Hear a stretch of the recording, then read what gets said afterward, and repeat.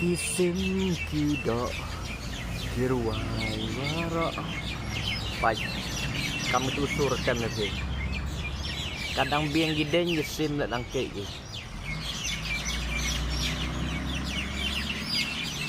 Baik, tu deng dah em kita nar lagi sim dok lati. Har na ge gideng gideng.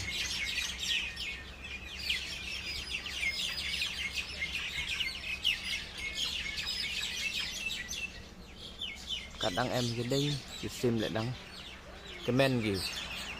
Minim em hi de gideng sim lek ke ide ge.